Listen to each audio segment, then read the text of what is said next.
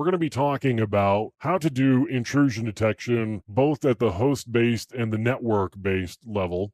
Before we really get into it, we should probably talk a little bit about what intrusion detection actually is. Intrusion detection is about detecting system intrusions, which kind of says that in the name. What we mean by that is if an attacker gets into your system, whether it's a desktop or whether it's a server, we want to be able to know whether the attacker has gotten in or not. And we want to be able to alert on that. So we use things called intrusion detection systems so that we can do a better job of knowing when attackers have gotten into our networks. So there is alerting involved. As I said a moment ago, we do have host-based and network-based intrusion detection system. A host-based intrusion detection system is one that looks at configuration files and other important system files, as well as behaviors of your local operating system. A network-based intrusion detection system looks at network communications and tries to determine based on that whether attack traffic is being passed across the network. You might run into anomaly-based or signature-based. Anomaly is where you've got a baseline. Anything that differs from that baseline of activity, whether it's on the host or the network, would be considered a potential intrusion. Signature-based is where we've got a particular pattern that we're looking for, and that pattern determines whether maybe an event has happened that's worth looking at. So there are a lot of open source and built into the operating system options for intrusion detection. And we're going to look at several of them here just so that you can get a little bit of a taste for different types of intrusion detection systems and how you can get them working. One important function that many intrusion detection systems use is a cryptographic hash. Now, a cryptographic hash is a complex math calculation that is performed on files or on data in general, depending on what it is you're feeding to the hash function. It generates a fixed length value that can be used to determine whether a file has changed. So let me just give you an example here. So I'm going to create a file here, and we're going to just change that. And now I can save this file out. Now what I can do is I can generate a hash using MD5. MD5 is the message digest 5. There were 4 previous ones, not surprisingly. And I can generate a value from this test file. So we've got a hexadecimal value here, and this is always going to be the same length regardless of the file that we are creating. So I've got this value here, and I could actually make a very simple change. I'm going to change one character here, and then we're going to generate another MD5. And you can see the value is completely different. Even though all I did was change one character, you can't distinguish that there was a single character changed based on the value that we've got here. That's one of the great things about the cryptographic hash. It's what we call a one-way function, meaning you get this value and there is no way to reverse this value into the contents of this file right here. So this file is going to generate this cryptographic hash every time that we run it. Actually, in this case, it's going to be this one. So if I run MD5 again, you can see we get exactly the same value. And then if I go back and I change it again, we should get the same value that we had the first time around because it's the same contents. So if the contents are identical, we're always going to get the same cryptographic hash from the contents of the file. Now, MD5 is only one type of cryptographic hash function that we can use. We can also use SHA-1, which is the secure hash algorithm 1, and we could generate a SHA-1 on that. You can see this is longer actually than the MD5. What that means is we've got a larger space to create values in, meaning we shouldn't run into a case where there's something called a collision. A collision is where you get two different and distinct data values that generate the same cryptographic hash value. Now, theoretically, that should never happen, and the larger the space that you're generating cryptographic values in, the less likelihood you're going to get that particular situation. We've got SHA-1 and we've got MD5, and we can use these to determine whether a file has actually changed or not. And there are a lot of intrusion detection systems that use this hash functionality. And I'm actually going to make a change here, and we're just going to see SHA-1 generate a different value. But if I change that file, we get a different value. If the values change, then we have an indication that the file has changed, and that's something that we may want to pay attention to. So there are a lot of intrusion detection systems as well as related systems that use this cryptographic hash. For example, antivirus systems will often use cryptographic hashes on files to determine whether they are viruses or malware or not, because a file gets hashed, it gets uploaded to a database, and then we generate a hash from another file that we think may be malware. We check it against the database, and if the value is the same, we might have an indication that we've got a known piece of malware sitting on our system.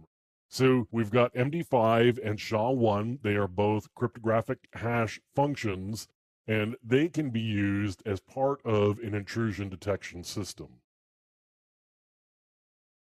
There's one thing to note when we're talking about some of the building blocks that are used in intrusion detection systems.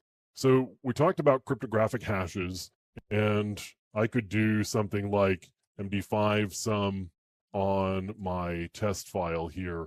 One thing to note is that MD5 sum actually only hashes the contents of the file. The file name have nothing at all to do with the contents in this case, because the file name is stored in the file table, and then the contents are stored in blocks on the file system. So I can actually move this file, meaning I'm changing the name.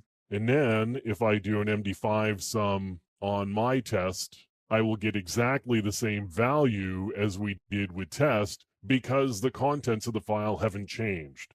So what we've got are different pieces of the file. We've got the data that we can check with MD5 sum. And then, of course, we've got the file name here that has its own set of characteristics that are stored in the file table for the file system that we happen to be on. So in this case, we're talking about one of the ext file systems that are associated with Linux. We've got the size of the file, we've got the owners of the file, and then we've got the permission settings on the left-hand side, as well as the date and time associated with the file. So in this case, that would be the creation date and time of the file, as opposed to the time that the file changed last. Now, on Windows systems, and let me flip over to a Windows system here, I can bring up the properties on this, and we can take a look at the created, modified, and accessed times for any particular file.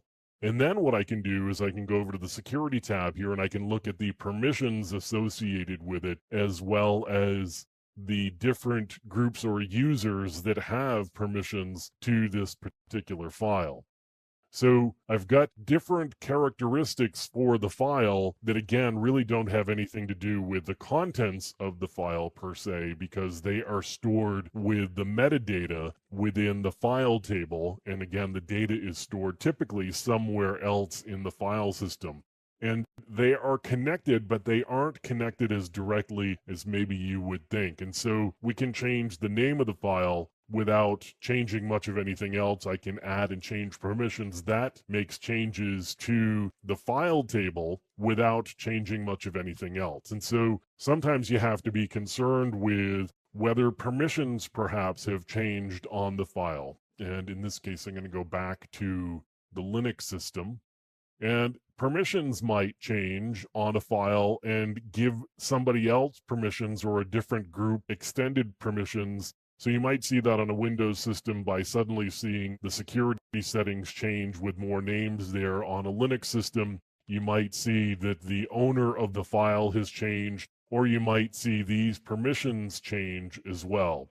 So there are file settings that are different from what you would check with a cryptographic hash such as MD5 or SHA-1. Those are things to be concerned with as well when we're talking about intrusion detection and determining whether things on your system have changed or not.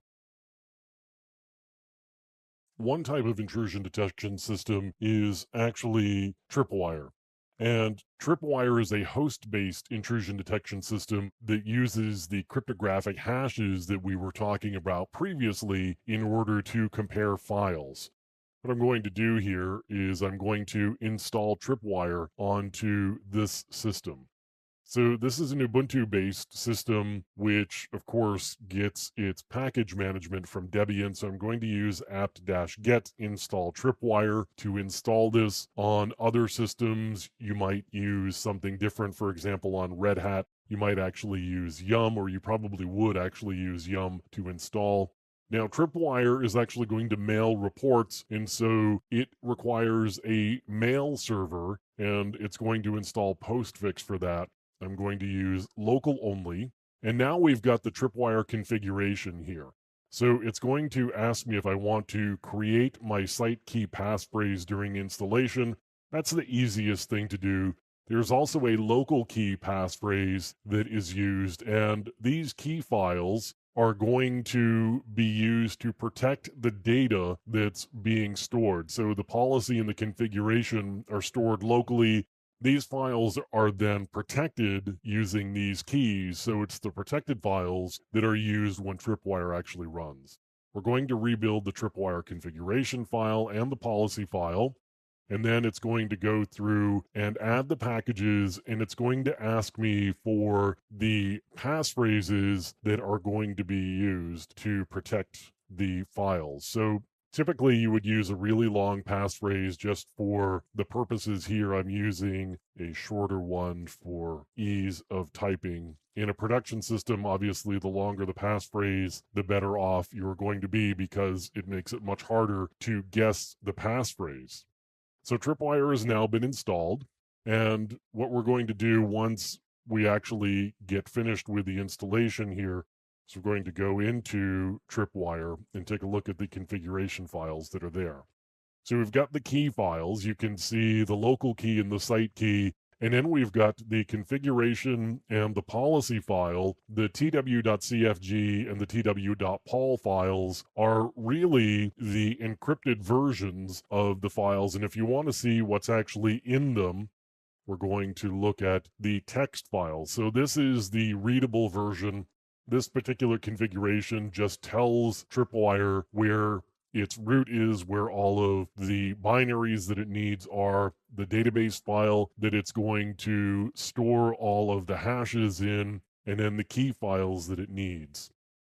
Now, the other thing that we're going to look at here is the TW-POL file, and this actually tells Tripwire really the files that we care about and all of the other settings that Tripwire needs in order to profile the system and generate all of the data for the files in order to determine whether something has changed or not. That's really the intention of Tripwire, is to determine whether critical system files have changed. So we've got here critical executables in the directories, critical libraries, login and privilege raising programs, and so forth. And we could just kind of keep going through here. But this is really where we tell Tripwire where all of the files that we want it to pay attention to are located. You can compile the policy and the configuration file, and then you will end up with what we've got here, the tw.pol and the tw.cfg.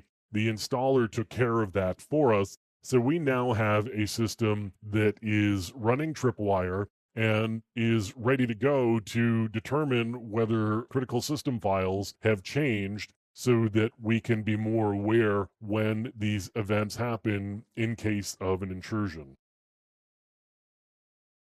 We've got Tripwire installed now, and we're going to actually initialize the database that includes all of the file hashes, and then we can run a check once the database has been initialized.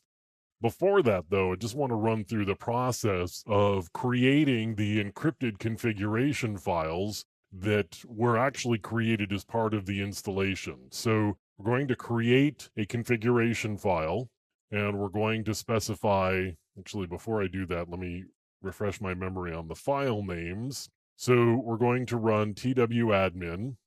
We're going to say create CFG file, and then we're going to specify the configuration file, and that is going to be tw.cfg.enc, and then I'm going to specify that the site key file is going to be the site.key. It's the file there that has our site key in it as opposed to the local key. And then we're going to say twcfg.txt,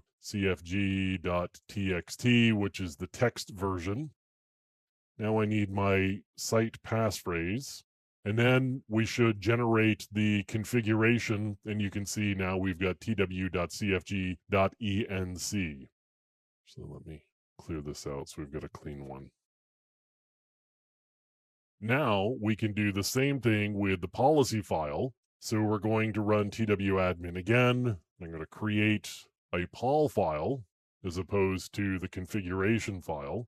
And then I'm going to say my configuration file is the tw.cfg.enc that we just created. And then my policy file is the one that we're going to write out. So we're going to say tw.pol.enc. And then again, I'm going to give it the site key file, and we're going to say site.key for that. And now I've got to specify my policy file, and that's the plain text version there. And again, we're going to be looking for the passphrase that protects the site key. And once we're done, we have our new policy file and our new configuration file. So now what I need to do is I need to initialize the database. So I'm going to say init, and then say my config file is going to be tw.cfg.enc, and then my policy file is tw.pol.enc, and then going to specify the site key again so that we can actually get into these encrypted files. And then I have to specify my local key in this case. So we're going to say local-key file, and then we can say our local key. So now it's going to ask for the passphrases for the keys so that it can actually open the keys up. And then it's going to look at the policy file, and now we're going to generate the database. So it's going to process the file system, and once it's done, we're going to get a database file that's in var lib tripwire, and then it's going to be given the name of our host. In this case, it's cutterjohn, so it should be cutterjohn.twd. Then once we're done with the initial one, in order to run this once it's finished, because this is going to take a while, the larger the file system and the more files you've got, of course, the more time it's going to take. This isn't really that large a file system, but if you've got a really big file system with a lot of critical files that you're checking, that initial one is going to take a while. So in order to run it, we would run tripwire -- check, and then that would run a check against the database and make sure that everything is actually the same. So we could do tripwire check at this point, and it would run and make sure that all of our files are the same and they're consistent with everything that was run the first time that we initialized the database.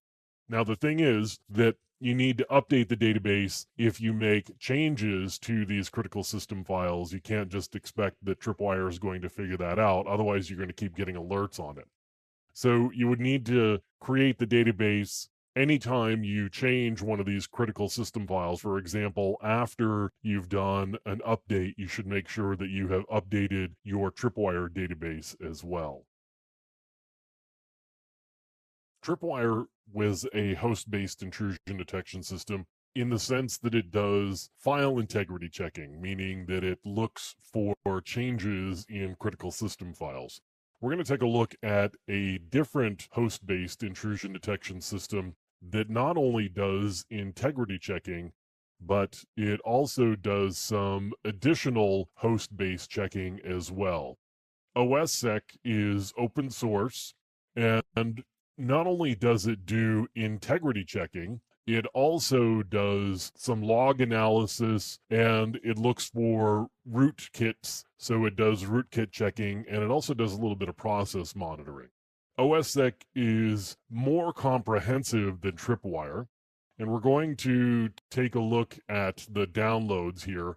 If you've got Red Hat Enterprise Linux or CentOS or Fedora, you can download one of the RPMs and then install from there. You can also download the deb files if you've got Debian or Ubuntu. The problem with these is they're kind of pinned to older versions, and so you've got to do a little bit of work if you've got a more recent version of the operating system. For our purposes, we're going to download the source, and then we're going to build from source and then do the installation from there. It's actually a very simple process. And so we're going to grab the tarball here. It's going to download, and then once we have it downloaded, we can do the installation. There's actually a very simple script that's used to install the software for us and do the entire build. That means we've got to have some packages installed that are going to allow us to build on our system here. If you want, you can go to the OSSec website. You can review their documentation. There are manuals that will help you get more associated with OSSec. As you saw, it runs on Linux. There's also a Windows agent, and of course, it also runs on Mac OS X, Solaris, and FreeBSD, as you can see here on the documentation page. The thing, though, is that only the server will run on one of the Unix-based systems. The agent runs on Windows. You can't install a server on Windows. So OSSec actually has a server, and then there are agents that communicate with the server. So you can have multiple systems communicating with a single server and then sending alerts to that server, which is what you pay attention to. So you're monitoring several systems at the same time from a single location, which is really helpful. So you're not having to pay attention to a lot of different things. If you're running an enterprise network, obviously you want some centralization of your management and your alerting to make your life considerably easier. OSSec gives you that capability to have a central management station for all of the agents that you've got installed. I've got the source code for OSSec downloaded at this point, and so I'm going to untar it and then cd into the directory. We're going to take a look here. You can see that there's an install doc, and so we're going to just take a quick look at the install doc. Now, there are a couple of ways that you can do this. What we're going to do is we're going to do it the fast way, and we're just going to use the installer script. Makes it really easy. So I'm just going to install.sh. I'm going to select English as my language. And we've got the system information, the user, and the host. That's all good. What I want to install is I want to install a server. It's asking me where I want to put it. I'm going to say that's okay in var OSSec. Do I want email notifications? Yes, I want email notifications. In my case, I'm going to just have it sent to root at my local host. My SMTP server, the mail server, is my local system, and we're going to use that. That requires me to have a mail server installed here, and I have Postfix installed as my mail server, so we're going to be able to send alerts to me. I want to run the integrity check daemon, and then I want to run the rootkit detection engine, and I also want to enable active response, which is going to interact with my firewall. And then we're going to allow the firewall drop response. So what it's going to do is it's going to create firewall rules that will respond to events that it sees. And so we're going to create a whitelist with just my local host. And then I'm going to enable remote syslog so that other systems can send syslog messages to our OSSec system here.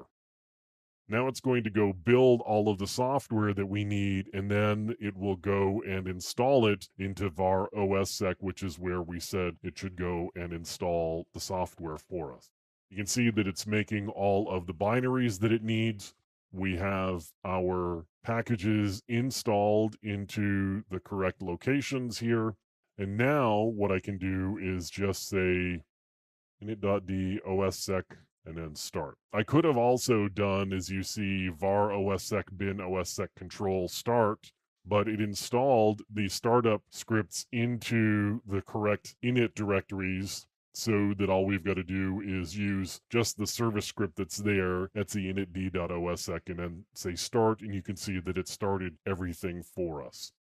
So now we have a server set up, and once we've got the server set up, now we can go ahead and install an agent to talk to the server, and then we've got a host-based intrusion detection system, both the server and the agent. Once we've got it installed, all we've got to do is create some agent. Let's just hop into var ossec bin, and you can see that we've got all of the binaries that are there. What we want to run is manage agents. And so this is a text-based menu. What I want to do is I want to add an agent here. I'm going to say Windows 10 because we're going to do this on a Windows 10 system. So the IP address of the agent is 172.30.42.31. And then my ID, that's okay. This is my first agent, so it's going to be 001. Confirm adding it, yes. And then what we need to do is we need to get the key for the agent so that we can set the key on the agent. So I'm going to extract the key, and then I'm going to say the agent ID is 001. And so here's my key here. I can just copy this. Now I'm on my Windows system, and I can go ahead and run the agent installer that I had previously downloaded. So we're going to go through just the standard installation here. We're going to scan and monitor IIS logs. That's fine. Enable integrity checking. That's also fine. And of course, we need the agent installed. So all of that is okay. Looks like we're complete. So I'm going to click next, run the agent manager. And so my IP address is 172.30.42.32. And then I need my authentication key. So I'm going to paste that in. Now we've added the server IP address. The server configuration has started. Now we can just start OSSec. So I've got my manager started. The process is running. I can just close this out at this point. Now we've got an agent, should be communicating with our server. Let me hop back to my server at this point. Press enter and then Q. And let's just hop up here and look in the logs file. We'll take a quick look at the logs. So you can see ossec.log. This is the log for kind of the overall system. If we wanted to see any alerts, we would go into the alerts directory, and then we could say cat alerts.log. And we've got some alerts here that indicate some activation issues that we've got and some state changes. So nothing really serious here. If we want to know where all of the alerts and all of the log files are, you're going to go into var ossec and logs, and then from there you can pay attention to what's happening in those files, and you can use various log watching tools in order to watch that. So ossec handles all of the hid stuff, and then you can use any log watching tool for any alerting that you want from there. And then you would look at the logs in var ossec logs. We're going to take a look at another host-based intrusion detection system. Again, we're going to be kind of focused on file integrity. I'm going to take a look at a program called Samhain. So we can see that Samhain is a data integrity and host intrusion alert system. So I'm just going to do an install on Samhain, and that should take just a few seconds here to get everything installed. And then we can take a quick look at the configuration file that is in place and is going to allow us to run Samhain and make sure that we are looking at all of the important bits of the system that we really care about. We're going to cd into Etsy Samhain, and then I can just take a look at the configuration file. As with a lot of configuration files, what we've got are a lot of details and a lot of documentation about what's in place. So you can see this is a configuration file template for Samhain, as is pretty common. We've got the pound symbols at the beginning, and that indicates a comment. So this is just all documentation here. Now, when we get down a little further, we'll be able to see that there are places where there are lines that are not commented out. And so we've got some files here that Samhain is only going to be looking for changes to the attributes on. So there's the attributes section. And we can scroll down a little bit further, looking at growing log files. So these are files that we expect to change over time. And then we've got some files where we don't even pay any attention to. We've got the ability to go through here and add files in, add directories into the different categories, and we can make changes to this configuration file. Of course, for our purposes, the default is pretty good, and maybe in many circumstances, the default configuration is going to work pretty well for you. If you've got a lot of customization on your system, particularly if you've got custom applications, you may want to make changes to this to accommodate the applications that you're actually running on the system that you're trying to run Samhain on. But we've got the configuration file here, and again, as we keep kind of scrolling through here, you'll see we've got the ability to do some syslog settings, and we've got the ability to do some logging to a database, for example. We're going to make use of just the standard logging, which is going to go to var log as log files commonly do. And so we're really not going to touch anything here. Just wanted to scroll through and show you the configuration. And again, it's very detailed. There are a lot of things that you can go in, turn on, turn off, add some settings if that's what you want to do. So we're going to dump out of this at this point. A lot of these basic open source systems for intrusion detection, particularly the host-based intrusion detection, are often going to make use of email as an alerting mechanism. It doesn't mean that you're limited to email for any of them. You can use other systems to pull the log files in and then generate other types of alerts, but email is a pretty basic, simple, easy to use alerting mechanism that's built into a lot of these that we're looking at. We've got Samhain installed at this point, and we've taken a look at the configuration file, and again, that's in Etsy Samhain, and the configuration file is Samhain RC. At this point, we're going to create the database just as we did with Tripwire of the baseline information that Samhain is going to pay attention to. And the way that we do that is we say Samhain minus T init. So we're going to do an initialization and then print out anything that's info or higher. So the minus P is print, and then this is going to dump any message that Samhain creates that's info or higher. It's going to print it out to the console. So we've generated a number of issues here, and that's something that fortunately we can actually fix reasonably easily.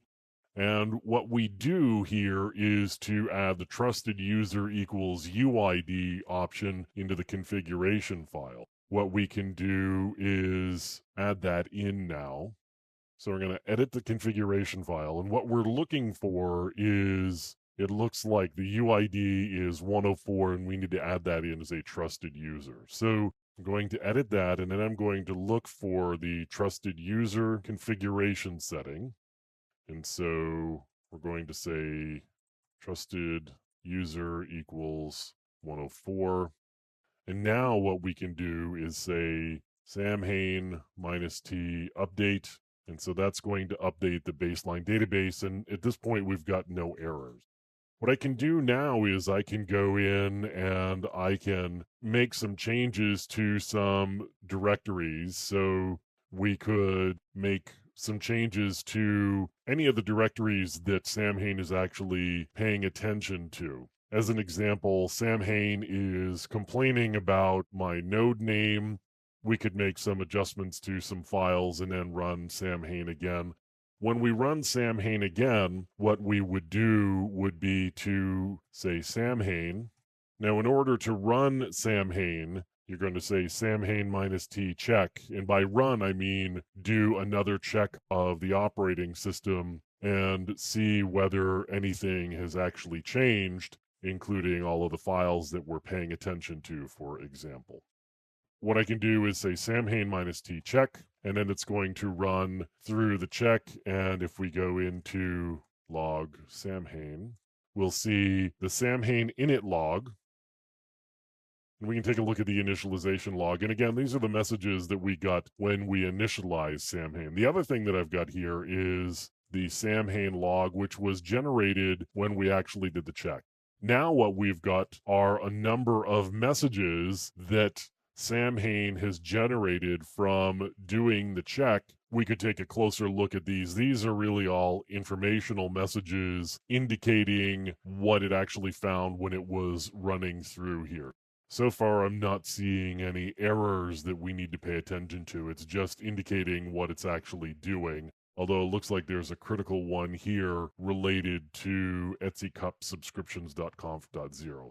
Again, when you are wanting to pay attention to things that have changed, you're going to look in var log Samhain, and samhain.log is going to be the file that you're going to look for error messages, critical alerts, and that sort of thing. We've been talking quite a bit about log files, and log files are really important, particularly if you want to figure out what happened. Now, one of the challenges with log files, though, is they are typically stored on a system. And those log files are commonly going to be a place where attackers or adversaries are going to go to try to clean up after themselves and remove traces that they were there. So the log files that we've been looking at are in var log, and you can, of course, change the location. And you can also send messages to a centralized log server where you may want to actually do your log watching on that centralized server as opposed to monitoring logs on every system. So you send the log files off. And in order to do that, what you would do in this particular case on this system is we would look at rsyslog.conf. That's going to be fairly common across Linux systems these days. We've been through several iterations of syslog servers, and the current one, from a popularity standpoint, seems to be rsyslog. It's not necessarily going to be rsyslog. It could just be syslog, or it could be syslog ng. Either way, you're going to find your syslog configuration file. And for rsyslog, what you would do would be to load the module. If you wanted to use IMUDP for UDP syslogging, you would load that module, and then we would specify the port here for 514. That's if we want to be the centralized log host. So this is going to turn on the ability to listen for syslog messages from other servers. Now, if I want to actually log to those other systems, then what we need to do is go into our syslog.d here, and we can take a look at 50-default, and that's going to be where all of the log files are. So you can see we've got the ability to log at particular, not only facilities, but also criticalities. So we've got info, warn, crit, notice, so you can determine what you send. In this case, for example, every kernel message, no matter what the criticality, is going to go to kern.log. So what we can do if we want to log remotely is we can say asterisk, and then we're going to say at, just as an example. And what we would do if I want to change something here in terms of the port, then I would just say the port. So if I weren't using 514, for example, I might specify something other than 514. But in this case, I can use that, or I could also, if I don't happen to have a host name, I could do something like 168.1.100, for example. And that's going to send every message on this particular host out to that IP address at that port. And so we're going to be forwarding all of our log messages off of this system onto the remote syslog server that we've got. So we've got the ability to both listen for syslog messages as well as forward syslog messages off to remote servers. And then we've got a single place where all of our log files are so that we can really do some log monitoring and correlation across systems, which is going to be really important. One of the issues with logging is that you end up having a lot of lines to look at, and sometimes those lines can get really dense. So let's just take a look at one of these here. So you can see that there's just a lot of data in these files, and this just happens to be one of them. Now, if you look at it closely, you can see that there is a pretty well-defined structure to these files, except that once you get into the application message, they can be really challenging to parse through visually. One thing that you can do is to install a program called LogWatch. What LogWatch is going to do is it's going to read through all of the log files, and then it's going to generate a summary for you. Now, there are a couple of places that we're going to go to configure LogWatch. The first one is going to be just Etsy LogWatch. And there's a structure here with configuration files and scripts, but the place that we really want to go is user share LogWatch. Now, the default settings are in user share LogWatch. If you want to overwrite all of the settings that are defaults, you can put configurations in Etsy LogWatch, and the structure here is going to be very similar. So we're going to go into default.conf here, and we've got logwatch.conf, and then we've got log files and services that are going to tell LogWatch how to actually read through all of this. So let me just take a look at logwatch.conf, and we can see basically all of the important settings here. So we've got the log directory, var log, no reason to change any of that. Output is going to come to standard out, and its format is going to be text. You can change that to a file if you want. You could also make the default formatting HTML. You've also got the ability to mail reports. The default is going to be root. You can also send from other places. So as I keep scrolling down through here, we've got some other settings that are really probably more important. One of them is what range we're going to be looking at. So you could do all, and that every time you run LogWatch is going to give you all of the summaries from the logs. We probably don't want that. Today is not going to make a lot of sense because today's not done yet. Certainly in my case, unless you run it just before midnight, you're only going to get some portion of the data. So what makes the most sense probably is to run yesterday. Yesterday is complete. It's a whole set of data. And so you can get a summary of yesterday. So for the most part, the defaults here are going to be pretty good. Certainly in my case, what you may want to do is you may want to change the way that you get alerts so you could have them emailed to a different user account. Now, there are other settings here as well. So we've got the log files. We could go into here and take a look at all of the configuration settings for the different log files that LogWatch may actually come up against. But as I said, for the most part, we're going to leave all of this alone. It looks fine. What we can do now is we can just run LogWatch, and I'm going to take a quick look here at the man page just to show you the different settings that you've got available. So you could change the level of detail, you could look at the log file group and make adjustments there, the service, and then you could specify host name and so forth. That's if you want to make just quick changes to what you're reporting on that are different from the defaults. In our case, we're just going to run logwatch. It's going to parse through all of yesterday's logs, and then what we end up with is a summary of the logwatch. We've got some mail statistics, for example, and then we've got some login entries that have to do with the user root, and really not an awful lot else going on this particular system. And that's mostly because this system wasn't really used at all yesterday. It's just been kind of sitting here running, not doing much of anything other than just maintaining the standard system operational state. But if you've got a lot of log files that are doing a lot of things and the system is really active, what you'll get are some useful summary statistics for the logs and the services. So that can be really helpful to have as you are looking through and trying to determine events that may have happened on your system. Logwatch can be a really good utility to use on a daily basis if you've got a Linux or Unix-like system where logwatch will run on.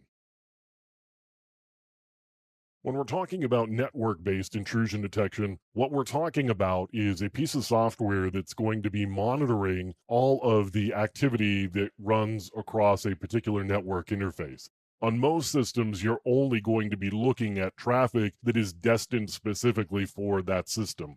However, there are ways of implementing systems so that you get more traffic that is directed to it, and so you can see more of the traffic on the network. So, for example, you could configure a span port on a switch and then have all of your network traffic sent to your particular system that you're running your network intrusion detection system on. But mostly what we're talking about are doing network packet captures, and most of the intrusion detection systems are going to do that just by default. But there may be times where you just want to grab a packet capture and maybe run it against an intrusion detection system offline. What we've got is a program here called TCP dump, and this is a command line program. There are similar programs that will run under Windows that will do very similar things. Now, when you're doing packet analysis, you're not going to be doing packet capture analysis using TCP dump. You're probably going to be using something like Wireshark or some other utility or program that will actually analyze these packets. But what we're looking at here are just packet captures that are scrolling by. So just running TCP dump like this is really only going to show me the basic information about the packets that are going by. So what I really want to do here is I want to set my snap length to 0, which means grab the entire packet, and then I'm going to say write, and then I can say output.pcap. And now what's going to happen is I'm going to dump all of the traffic that is coming across this interface out to a file called output.pcap. So there are a few other things that you can do. For example, you could then say host.4.2.2.1, and what that's going to do is it's going to only capture messages that are associated with that particular IP address. This is a capture filter, and you can run a variety of capture filters with TCP dump if you really want to narrow down specifically what it is you are looking for. But TCP dump is a great command line program that allows you to get packet captures off your network interface so that you can either do analysis later on, or if you think something may be happening on your system and you don't want to install IDS on it, what you can do is grab a packet capture here, and then you can take the packet capture off and you can look at it through a network intrusion detection system somewhere else. So you can see here we've got our PCAP that is stored on this particular disk.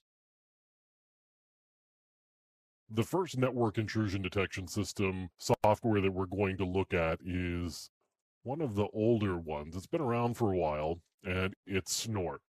So Snort is an open source piece of software, but there's also a commercial version that is available as well. We've got Snort, which is the open source, and it will run on both Windows as well as Unix-like operating systems like Linux or Mac OS, and there are a couple of components to it. The first thing is just the intrusion detection system itself, the software. So the other component is the set of rules. What we've got here, as you can see, are the rule sets that are potentially available. There's a couple of different ways of handling rules. One of the ways that you can handle rules is just to download the rules here and then install them to the IDS system that you've got in place. So whatever that happens to be, and we're going to install that here shortly. The problem is that the rules are being updated fairly regularly. And so what you can do is you can keep downloading the rules if you want, or you can install a rule manager. For example, you could install Oink Master, and we'll take a look at Oink Master in a little bit. But you could use one of those automated grab the latest rule sets pieces of software to keep your rules up to date. So what I'm going to do here is I'm just going to do apt-get install snort. And I'm going to do this on an Ubuntu system. There are some Linux distributions that do include snort packages, others that don't include snort packages. You could also install it on FreeBSD, for example. What we've got for install packages are we've got some of the prerequisite pieces of software, the dependencies, and we've also got, as you can see, it's going to install Oink Master for us. So it's going to install the rules manager on our behalf. It's also going to install some default snort rules. So there's a package here for default snort rules. Now, of course, it's also going to install snort, snort common libraries as well. So we've got the entire set of packages. It's going to do some basic configuration for us. And what I want to do here is I'm actually going to just open up another terminal here and make sure that the interface is ETH0. It's actually not, it's ENS33 on this particular system. Pretty commonly on a Linux system, you're going to get ETH0.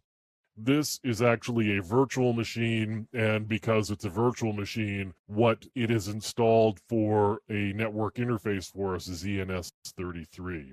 Now it's going to ask me for the range of the local network, and this happens to be my local network. So it's done some very basic configuration for us. And again, it's going to ask me what interface it should be listening on once it's configured snort. So now we've got snort installed at this point, and we can start looking a little bit more closely at the configuration settings, and we'll also take a look at the rules and how to keep those updated, and we'll do that coming up. Now that we've got snort installed, we can go take a look at the configuration settings. So not uncommonly, we're going to go into Etsy, and then we're just going to go into snort. So you can see there are a number of configuration files. The one that we're really going to be concerned with is actually snort.conf. And there's a couple of ones here. There's snort.debian.conf and snort.conf. And what we need to do is we need to figure out actually which one of those is going to be used. And there's a couple of places that we can look for that. So this may actually be in default snort. And so that's telling us that the snort user is snort, and then var log snort, snort group is snort. So it's not actually there. So the other place that we can look to make sure that we're looking at the right configuration file is the service startup script. And that should give us an indication as to what configuration file it's actually going to use once it starts up. Because when it starts up, it's going to actually provide the configuration file.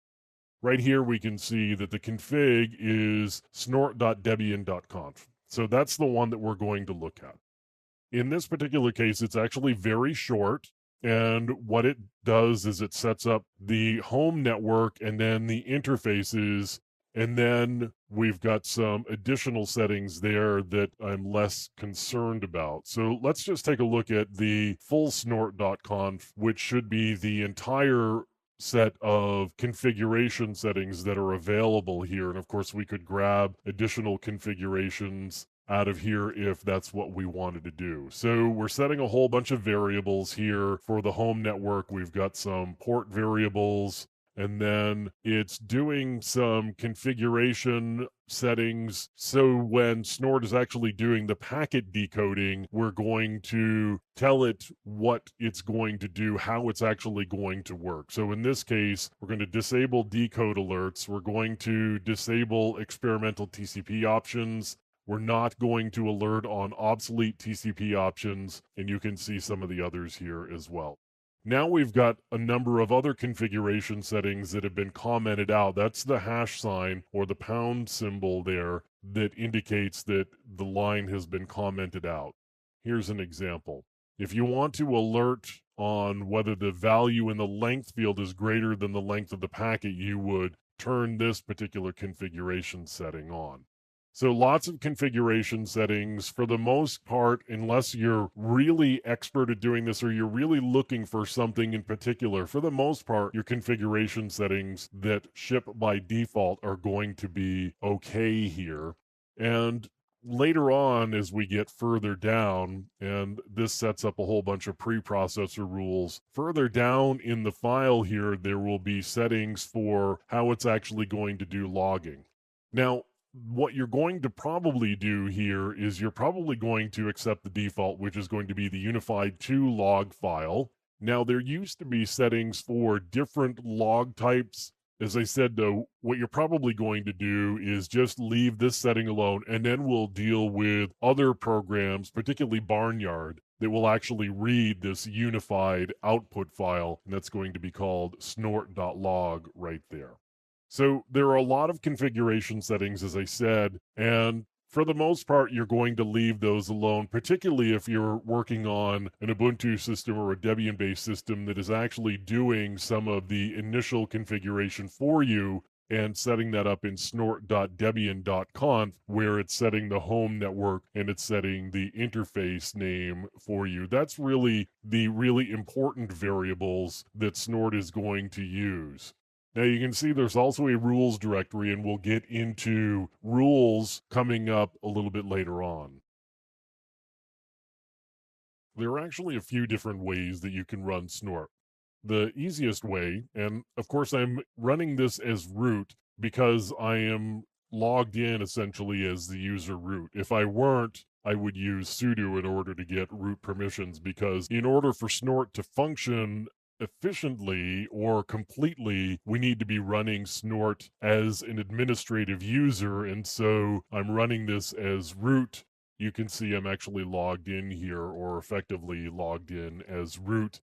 And the reason that I have to do that is in order to see all of the packets that come across a particular network interface, I need to set that interface into promiscuous mode. And in order to do that, I need to be root.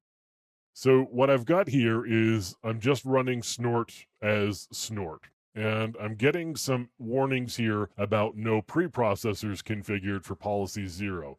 So just running Snort all by itself will certainly turn on promiscuous mode and get Snort running, but it's really not going to do much of anything because there's no configuration along with it.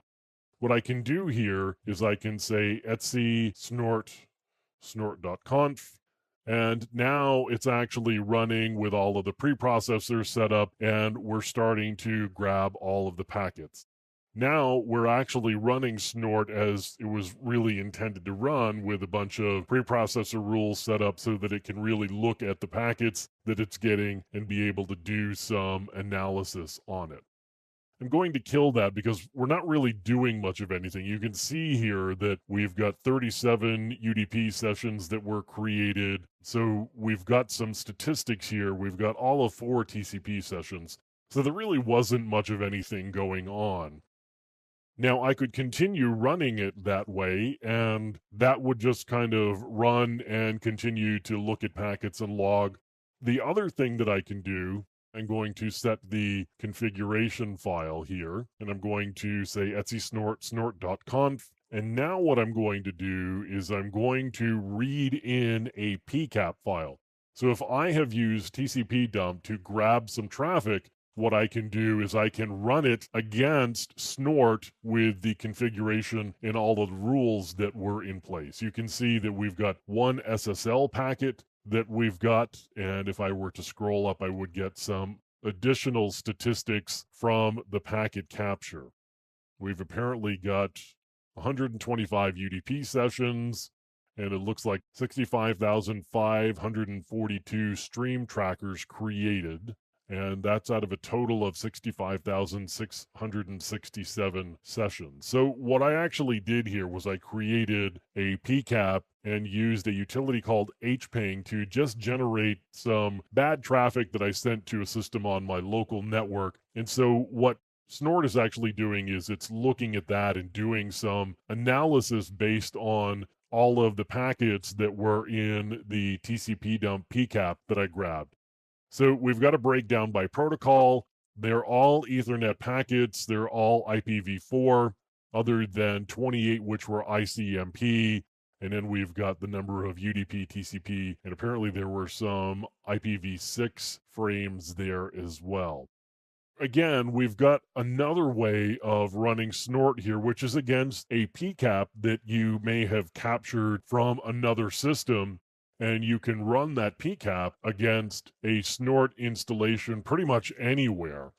The other way, of course, of doing this is to just say init.d snort and then start. And now what we've got is the Snort service that's running, and now it's just going to run in daemon mode in the background and be looking at all of the traffic that is passing across the interface and checking all of that traffic against the rules. Because Snort is a signature-based intrusion detection system, meaning we've got rules that we know what to look for in the packets or frames that are coming by. And so we're matching those rules against each individual frame, looking for specific signatures so that we can alert on the packets based on what's in that signature and what the rule says to do if the signature actually matches. And we'll take a look at what the rules actually look like coming up. Now that we've taken a look at actually running Snort and a couple of different ways that we can run it, let's see what it runs on. In other words, we're going to go take a look at the rules. So we're going to go into Etsy Snort rules, and these are just the rules that were installed when we did the installation. I haven't done anything else, so this is just what Ubuntu has installed for me for rules. So we can grab just one of these by random. Let's look at community web attacks, for example. So we're going to look at the community web attacks rules. Now, immediately, this looks really dense.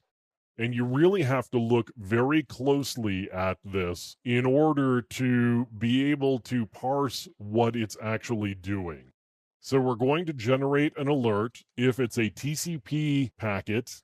This is going to be from an external network, meaning anything that's not our home network on any port. So that's what this any means. And then that's going to my list of HTTP servers that's going to be in my configuration file on HTTP ports. Again, that's a variable that is set in the configuration file. This is my message. If this alert triggers, then we're going to log a message, community web attacks, Hydra activity detected. Now we've got some flow information to server, and it's going to be established connections. The content is going to be user agent, and there's going to be a 3A in the middle. Don't care about case. Content, again, we're going to be looking for Hydra. Again, we don't care about case. This is actually a regular expression right here. So we're looking for this particular string using this regular expression. So the start of the line is going to be user agent, going to be looking for some white space. It's going to have Mozilla with some more white space in there. And then there's some hexadecimal characters in there as well. And you could look up what those actually were, 3A, using an ASCII table as an example. We're going to be looking for that string in a regular expression. And again, if we match all of this, this is the signature right here, this entire line. is really the rule, and then the signature is in the pcree and the content fields within this rule.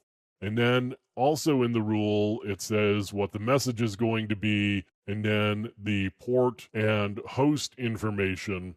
And based on this rule, if Snort actually finds a packet that matches this, again, it's going to generate that particular message.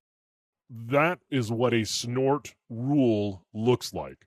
Now, there are a number of other rules. They're going to look very similar. So let's take a look at DDoS rules, for example. And this actually, we don't have a lot of really complicated content, for example. So the very first one is a tribe flood network probe, TFN probe. And we're looking for content of 1, 2, 3, 4 with an external net from any port to a home network, any port. And then we're looking for an ICMP ID of 678. So we're looking for a very particular type of ICMP frame coming in. The next one down is also ICMP. And again, we're looking for content here of a number of A's.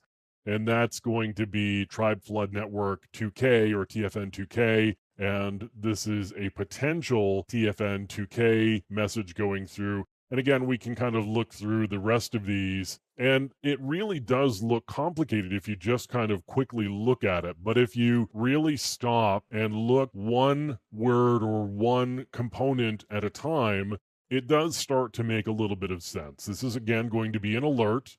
We're looking for ICMP protocol, external net, so anything that's not our home network on any port destined to, and that's what this arrow here is. It says going to my home network, again, any port. Not that the port matters on ICMP because there are no ports.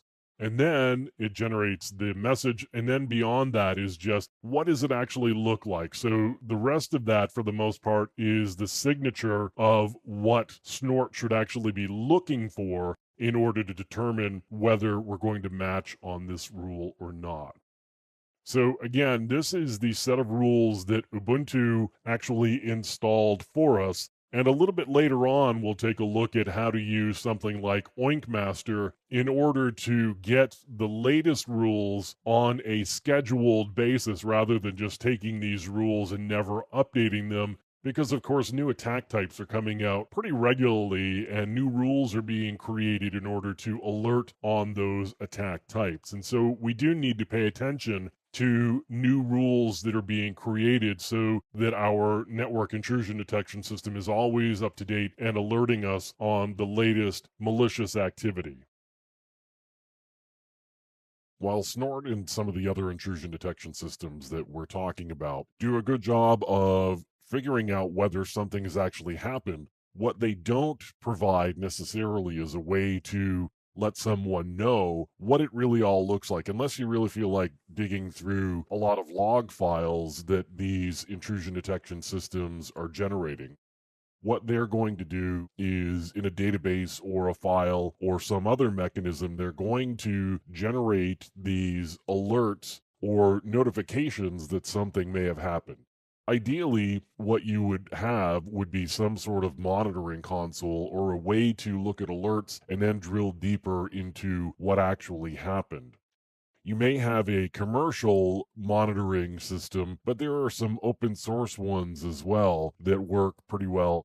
You can see that this is actually from 2011, and for the most part, these monitoring systems or monitoring software that we're looking at here for an interface into the alerts and the information that Snort has provided are all reasonably old, except that they still work because, frankly, the way that they work doesn't change because the way Snort has reported is still the same as it ever was. There are a number of them that are available. So we've got Base here, for example, and you can download this. Now, the thing about these is that they tend to be web based, so you will install a piece of software that's really a collection of web pages and then access it through your web browser using a web server. They will provide you with a visual interface into what's actually happening in terms of the alerts that you're getting, and then maybe the details around those alerts, including potentially a packet capture. We've got several pieces of software that, as I said, have been around for a while. They're not necessarily kept up to date, except that they continue to work the same as they ever have.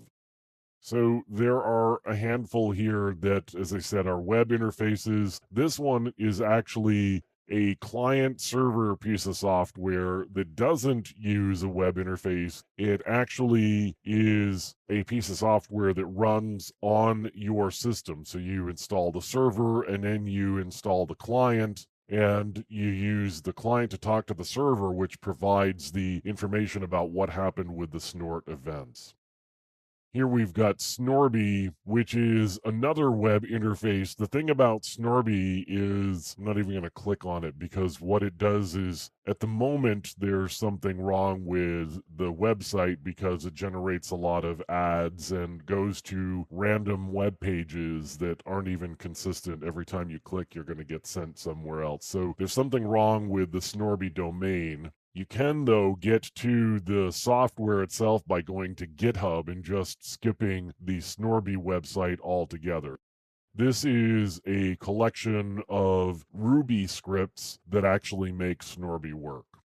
So again, we've got a number of options potentially here, including Firepower, which is Cisco, and that's a commercial piece of software that Cisco has that will actually work with Snort.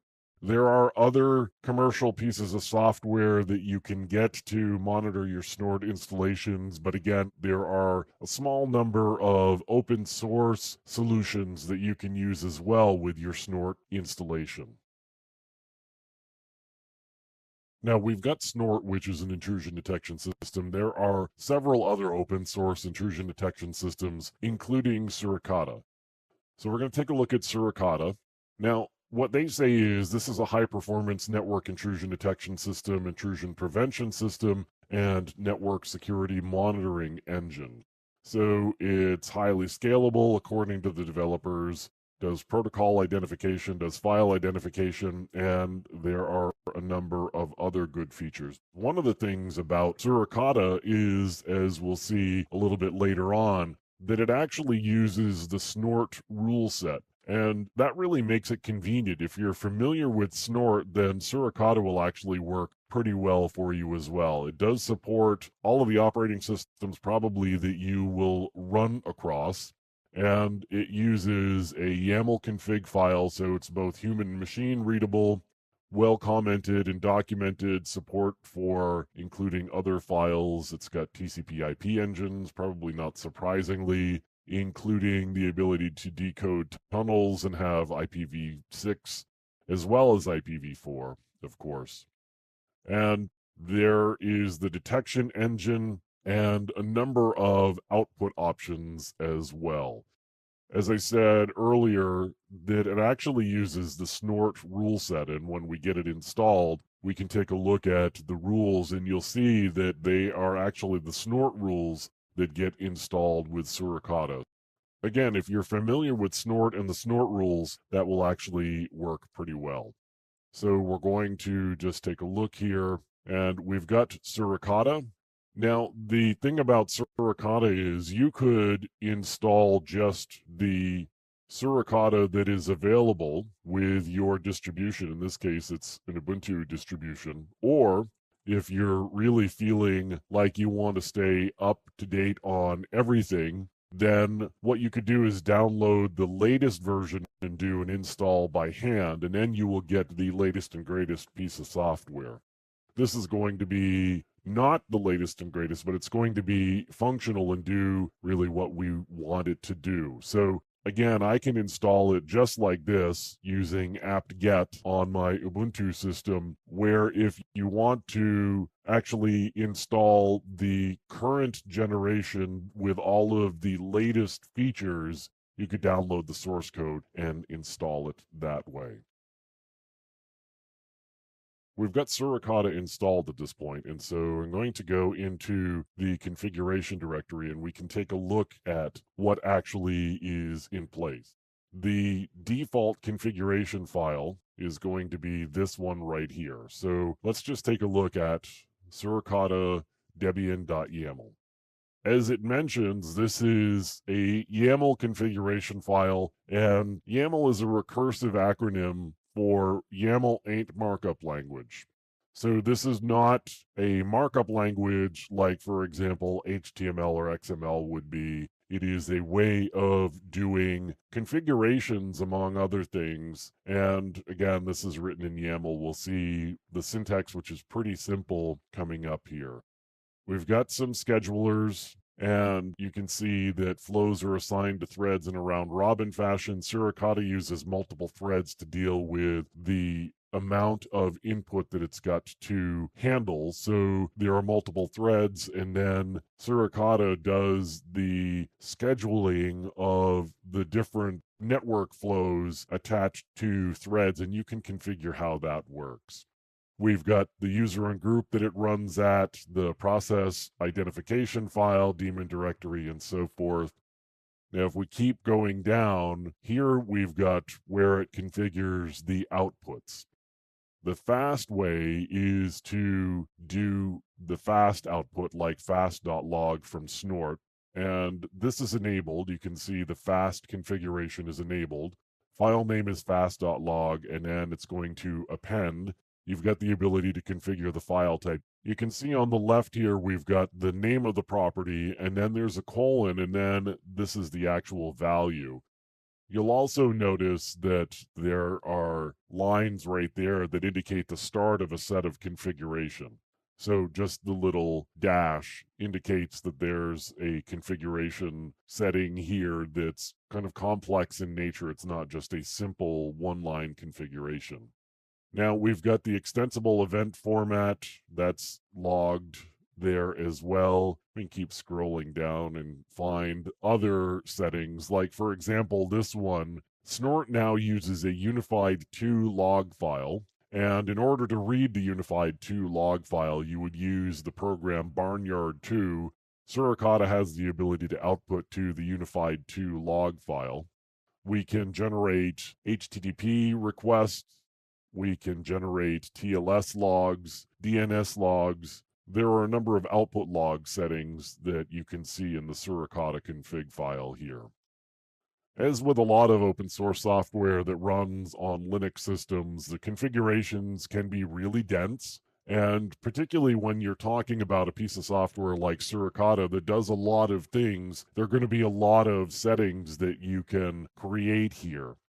This really gets deep into some of the ways that you're going to be monitoring. So, for example, we've got flow settings here. So the network flows, meaning the different conversations that are going, you can monitor those or have settings for how Suricata handles those and be able to do different things with them in terms of how Suricata manages them. So maybe it can be more efficient or take up less resources or give it more resources if you've got them on your system.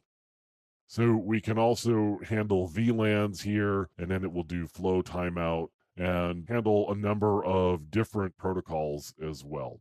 Again, you can see that we've got the configuration file here, suricata debian.yaml, and you're going to need to take a look at that to make sure that it's doing what you expect it to do. So the other configuration setting that I want to look at here is the configuration in etc default.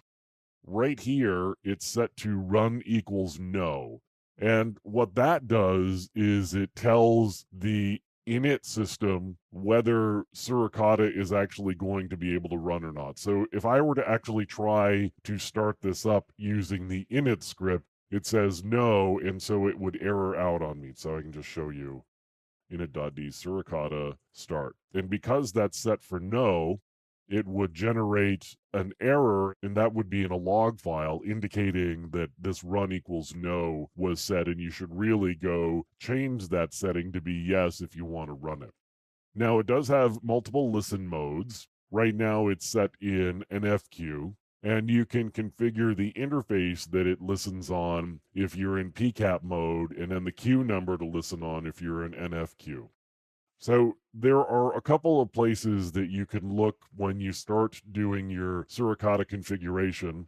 Of course, the first one is going to be in Etsy Suricata, where you're going to manipulate the YAML file based on your needs. But perhaps the more important one is to make sure you go into Etsy default and then set run equal to yes so that you can actually start up Suricata.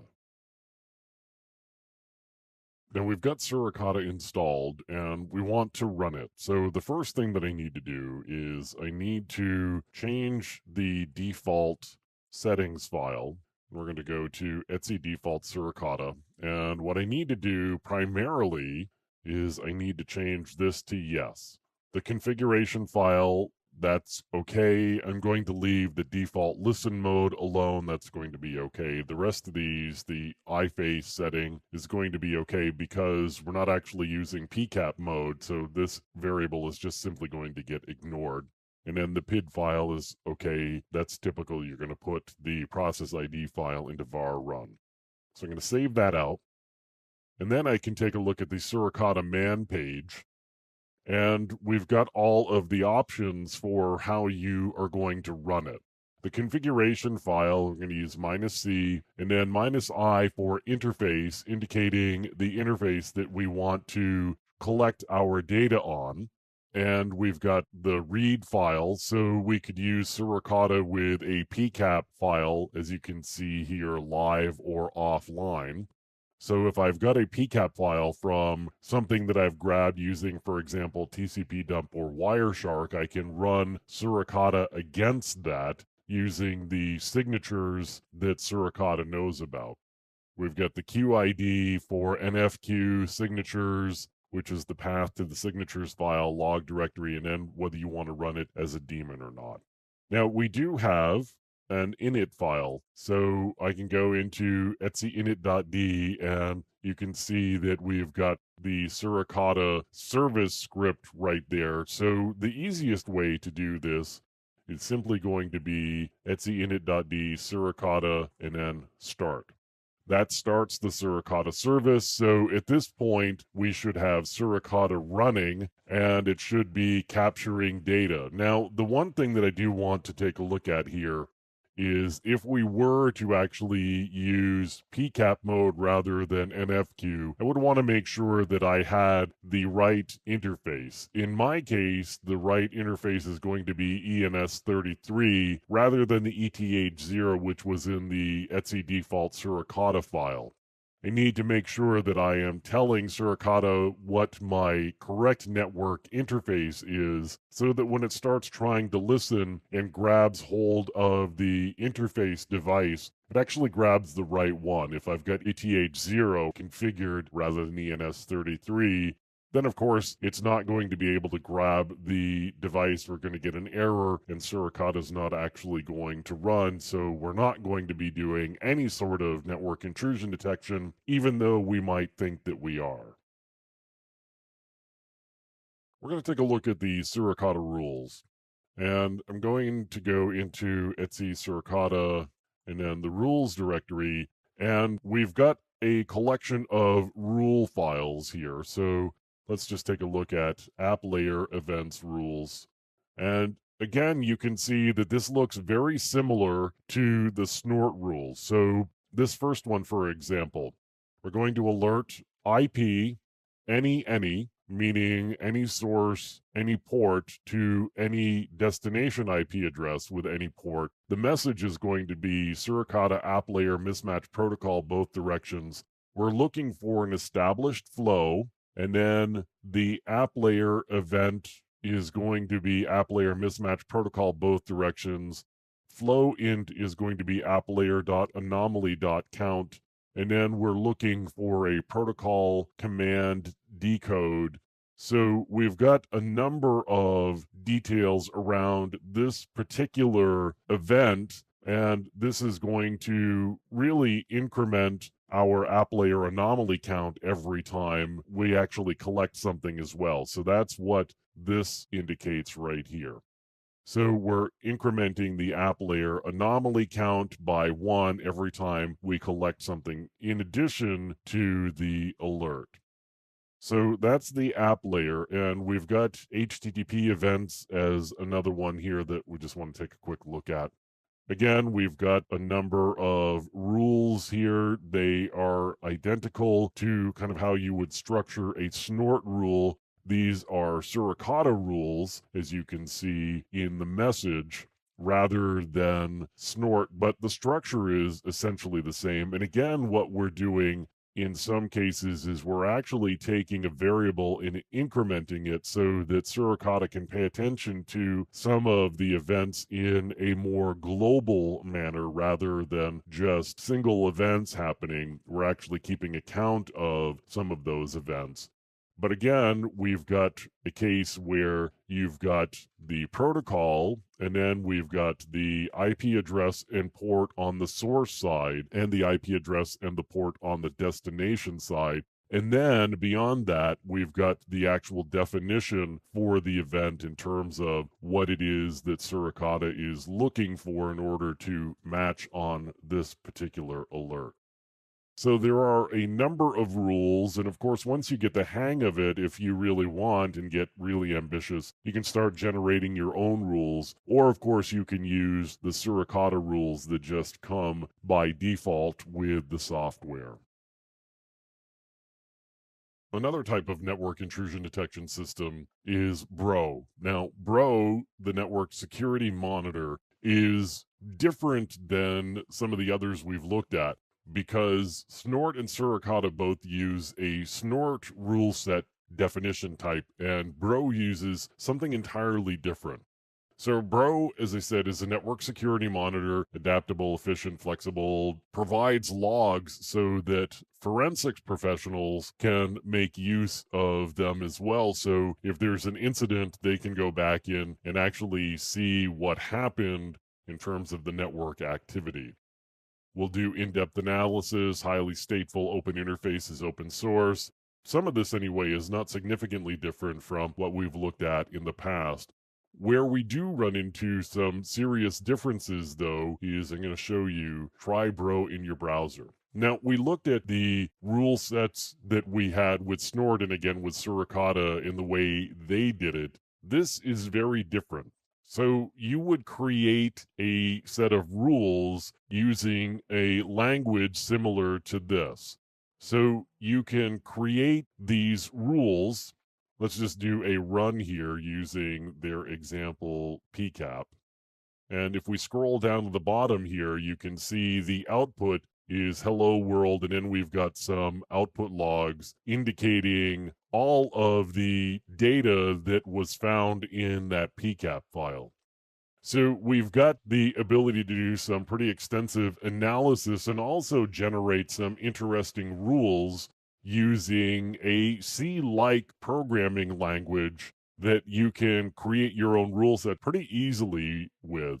And again, we've got all of the other features of a network intrusion detection system, as well as a number of other capabilities. And we'll take a look at the way that we would configure and use Bro IDS coming up. Before we get started taking a look at the configuration for Bro, I just wanted to take a quick look at doing the installation. Now, there are packages for some Linux distributions. The package that you get installing Bro on an Ubuntu Linux system doesn't include all of the utilities that you might get if you were installing from source. So you can certainly install from source. The downside to installing from source is you have to install a number of dependencies. So you can see all of the dependencies here: libpcap, OpenSSL, bind8, libz, bash, Python, make, and then a C compiler. Now, if you're doing this on a production system, you don't want all of these dependencies there. So this is a case where you probably want to build a package somewhere else that includes all of the bits that you want and then install that package. Whether you've got a Debian system, you would want to do a .deb, or if you've got a Red Hat system, you'd need to create a .rpm. whatever distribution you've got, you would need to create a distribution package that would be relevant to your particular system. Of course, you could also just make use of the Bro package that is included on the various distributions. Now, I've got one here that I have installed from source, and I installed it into /opt/bro. Inside, you can see we've got a bin directory, an etc directory, include liblogs, and so forth. The configuration is in the etc directory, as you might expect. The thing that we want to take a look at first of all is I want to look at the node.config. Sure enough, I've got interface equals ETH0, as you can see here, and because my interface here is not ETH0, that's something I have to fix.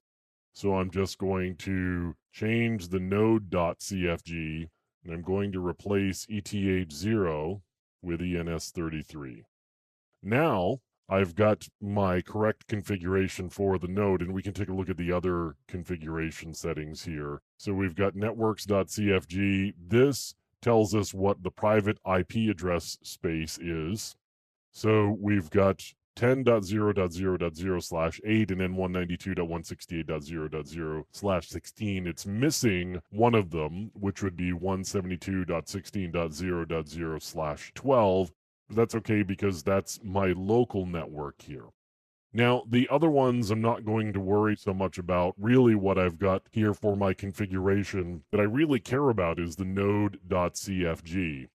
So I've got that in place. Now we can go and do a little bit of looking at how you would run Bro in order to do the monitoring. We're going to start running Bro, and before I get started, I just want to take a quick look at the broctl.cfg.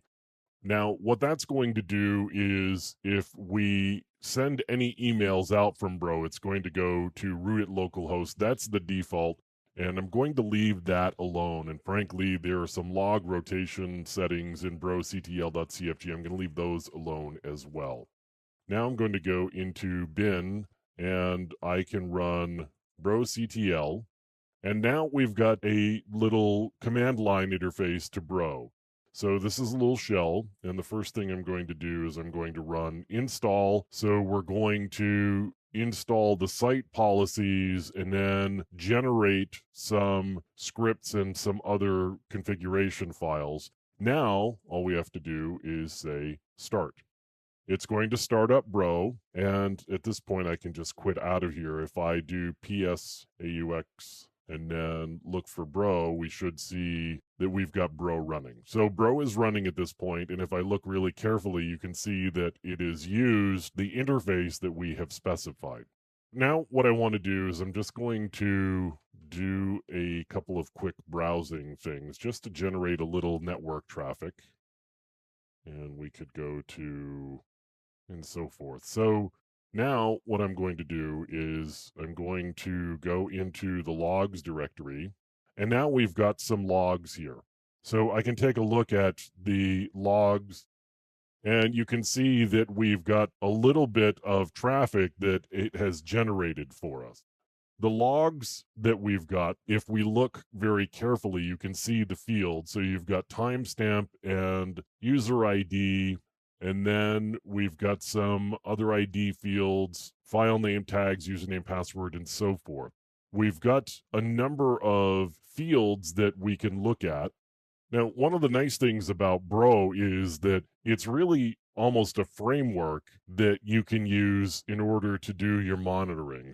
What we've got running at this point is really just the network monitor. On top of that, and all of the logs that we've got here, what you want is to grab some scripts or create some scripts that will actually generate some reports for you. At this point, really what we've got are just a lot of details around what happened. Certainly you can look at these files here and be able to see what's been going on the network, but some of the power of Bro really comes from being able to write some scripts using the Bro syntax in order to generate some reports you can make use of. There's a lot of detail around writing those scripts that you can find on Bro's website. And we'll take a look at some of the rules that actually Bro uses coming up next. Just like other intrusion detection systems, even though Bro calls itself a network monitoring solution, it does do some intrusion detection as well. And just like those other ones, what you need to do is have a set of rules so that Bro actually knows what to look for. We're going to go into the share directory, and this is where you can find a lot of the rules and policies and so forth that Bro actually uses. Going to go into site here, and you can see that there are some local .bros here, and we'll take a quick look at one of these. So this is the local site policy, and of course you could customize this if you wanted to. This is really about indicating what should be loaded when Bro starts up. There are a number of scripts that are related to the protocols, for example, that get loaded up. So FTP, SMTP, SSH, HTTP, and so on. And see, there's one that has been commented out. If you want to be able to see web apps, you could uncomment that and then, of course, start Bro up again. But here's all of the Bro scripts that get started up when Bro starts. What I want to do at this point is I want to go find those, and we're going to go into policy. And then you can see here we've got miscellaneous frameworks and protocols. This is the location that Bro startup script, the basic policy, was referencing. So we could go into protocols, for example, and then go into HTTP, and then you've got the various Bro scripts that would be relevant for loading up in that policy. So let's just take a look at the detect web apps Bro that was commented out. So we could look at detect web apps. And this is a script that has been written for Bro so that it knows what it's looking for in terms of detecting web applications as it's doing the network monitoring. So this is a scripting language that Bro uses. We're not going to get into all of the syntax, but this is really one of the differences between Bro and some of the others, in that something like Snort actually uses a rule to detect behavior, where what Bro gives you is an environment so that you can generate scripts so that you can look for certain things and then do certain behaviors based on what it is that you find. You can see there's an event here that's HTTP header, and then we get some variables that get passed into this particular event so that you can do something based on that. If you are familiar with a C-like programming language, you may be able to read this reasonably well. It's reasonably straightforward if you're familiar with programming. Of course, if you're not familiar with programming, this is probably not something that you're going to be spending a lot of time with as you're working with Bro. But you can certainly see all of the rules that are in place here. And we could go into frameworks, for example, and see what else we've got. So communication, control, packet filter signatures, and so forth. So if you want to work with rules in Bro, what you really want to do is get used to some of the scripting that you can do in Bro. And again, that's something that you can spend a fair amount of time learning. And you would typically do that by going to the Bro website and really working through some of their examples and looking through their documentation. There is an interactive environment on the Bro website so that you can actually interact directly with a working Bro instance without necessarily having to have one on your local system and play around there. Once you've got Snort installed, you do have a set of rules. What I want to do, though, is I want to make sure that I am updating those rules on a regular basis, because people are developing rules, particularly from the community, on a regular basis. And so what I need to do is I need to make sure that I'm grabbing the latest rules, because there are constantly new attacks being developed, and so there would be new rules that went along with that. Now, what I'm going to do is I'm going to use a piece of software called Oinkmaster. I can use Oink Master to actually download all of my latest rules. And I can do this when I want to. I could do it on a schedule, whatever makes the most sense here. So here's the Oink Master configuration file. And you can see here it's pretty big by default. For the most part, you're not going to change anything. The one thing that you will need to change, though, is you will need to make sure you have replaced, as you can see right here, Oink code with your real Oink code. And here, for example, is one with the Oink code in place. And here are a couple of others that I've actually put in with Oink codes.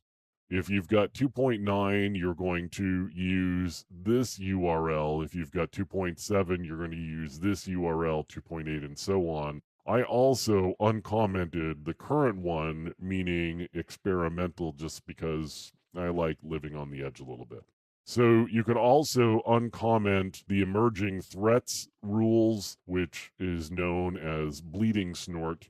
So I've got my configuration file, and if you are interested in knowing how to get an Oink code, what you would do would be to go to snort.org. Then you can register for an account, and once you get logged in, you would go to your account screen here or your account page, and then you can go to Oink code.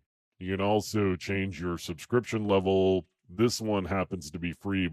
You can also pay for a plan that would give you some additional features, including potentially additional sensors. So the Oink code is right there. This happens to be my Oink code, and you could regenerate them in order to get new Oink codes if you were doing another installation and you'd already used your Oink code. So I've got oinkmaster.conf right there that we have used. Now, what I would do next would be to just let me bring up the man page and we can take a quick look at this.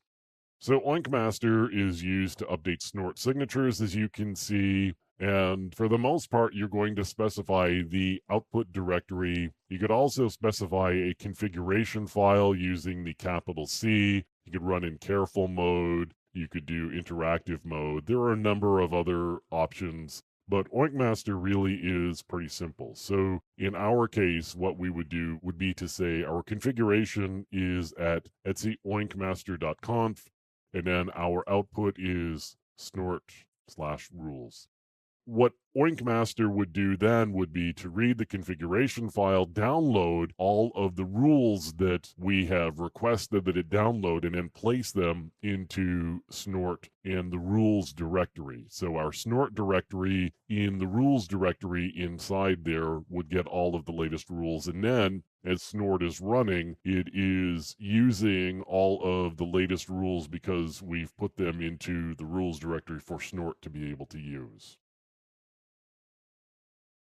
One thing about Snort is that what you end up getting is an output file when it finds anything that is actually binary in nature. So if I just do a quick file on Snort, you'll see that it's data. So if I were to do this, for example, it says it's a binary file. I don't want to look at a binary file. What I really want is a program that's going to take that binary file and then generate some useful output for me. What I can do is I can install a program called Barnyard 2, and I'm going to take a look at the configuration file, and you can see the various output options. Now, there are a couple of things that you may want to look at. So in my case, I changed my SID file to community-sid-message.map, and there are a couple of other settings that I changed here as well. One of them is the interface. In my case, the interface is ENS33. You could configure the host name as well. I didn't actually choose to do that. You could configure daemon mode, run in shroot mode if you wanted to do that. What I really want to look at, though, is I really want to go down and look at the output options. First, we've got the input options, and this is actually pretty simple. Unified 2 is the only input that's supported, so that's going to be the one that we're going to use, and frankly, that's what Snort uses for its output. So I could use the common event format if I wanted to generate an alert there. So I would create a line that indicated what my output should look like based on common event format if that's what you're using locally. I could send alerts to bro IDS, for example. I could uncomment this line and then send my alerts out to bro. I can also do alert output fast, meaning that it's just going to use Snort's fast alert mode and it's going to write to the screen if we use std out here. We could use the Prelude IDS system, which really takes a lot of different intrusion detection system input and puts it all together into a single place where you can look at events from both your host-based and your network-based intrusion detection systems. Now, we could also do an alert going out to syslog, and I could also do syslog full here. And again, let me just scroll down a little bit further. I could also do an ASCII output, TCP dump output. We could go to Squeal, which is actually a monitoring system or console that we had looked at earlier as part of Snort's monitoring console options. We could log to a database, and we could also go to SnortSAM and do some sort of blocking through remote services if you want to do that. So this is the entire configuration for Barnyard. Now, in the case of Barnyard, what I would do is I could run it in continuous mode. I could just run it once. What I might do here is just say Barnyard, and then my configuration file is user local etc barnyard 2, and then the location of all of my log files for Snort is actually right there. So I've run Barnyard. It generated some output for me. Again, if you want to run Barnyard in your local installation, you probably want to change some of the configuration settings in a way that are going to work better for you. For example, if you want to log to MySQL, you can use Barnyard to grab the Snort output and then dump it into a MySQL database. And Barnyard completely supports that.